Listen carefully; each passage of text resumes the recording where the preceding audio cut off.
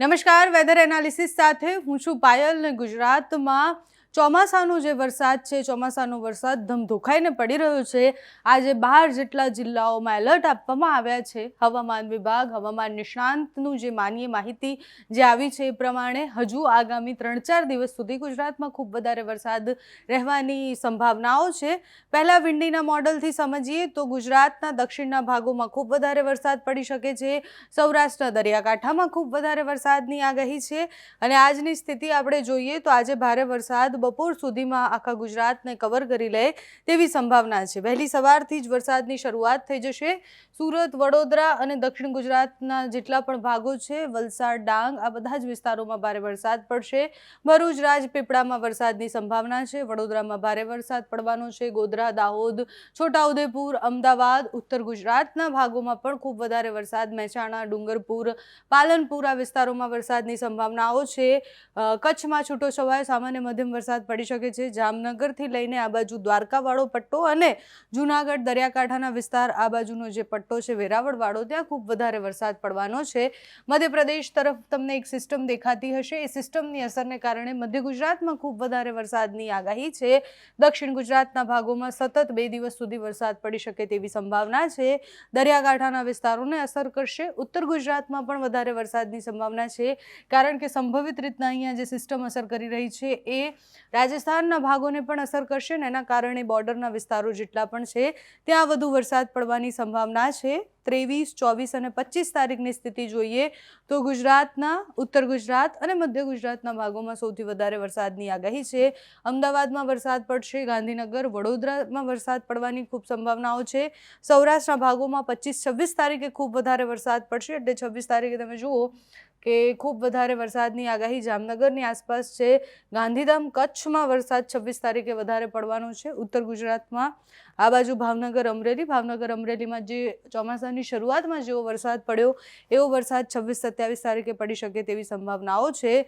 આખા ગુજરાતમાં સાર્વત્રિક વરસાદની આગાહી જોઈએ તો વિંડીમાં જોઈએ તો આખા ગુજરાતમાં સાર્વત્રિક વરસાદ પડવાનો છે।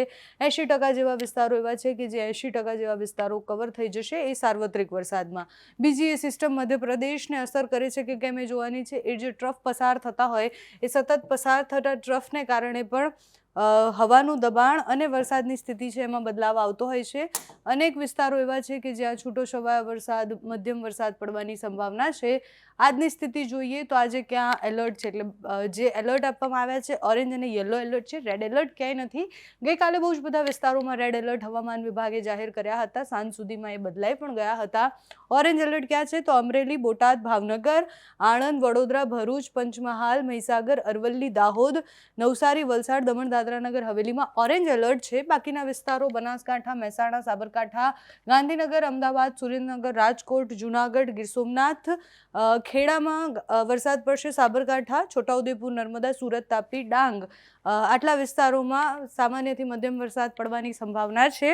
યલો એલર્ટ તે આપવામાં આવ્યા છે ને યલો એલર્ટ જે છે ભારે વરસાદ પણ છૂટોછવાયા વિસ્તારોમાં પડી શકે તેવી સંભાવના છે। 24 તારીખે તીવ્રતા પાછી થોડી ઓછી થતી દેખાય છે। અમરેલી, ભાવનગર, નવસારી, વલસાડ, દમણ, દાદરાનગર હવેલીમાં ઓરેન્જ એલર્ટ છે। બાકીના વિસ્તારો રાજકોટ, જૂનાગઢ, ગીર સોમનાથ, આ બાજુ દાહોદ, પંચમહાલ, વડોદરા, છોટાઉદેપુર, ભરૂચ, નર્મદા, સુરત, તાપી અને ડાંગ આટલા વિસ્તારોમાં વરસાદ ભારે પડશે, છૂટાછવાયા વિસ્તારોમાં પડશે, બાકી ક્યાં એલર્ટ નથી। 25 તારીખથી પાછી સિસ્ટમની જે અસર આપણે જોઈ વિંડીમાં એ પ્રમાણે સિસ્ટમની અસરને કારણે આખું મધ્ય ગુજરાત અને ઉત્તર ગુજરાતના અમુક ભાગોમાં વરસાદની શરૂઆત થઈ જશે। અમરેલી, ભાવનગરમાં સતત વરસાદ પડવાનો છે, ત્યાં ભારે વરસાદ। નવસારી, વલસાડ, દમણ, દાદરાનગર હવેલીમાં પણ સતત વરસાદની આગાહી છે, એટલે ત્યાં ભારે વરસાદ પડશે।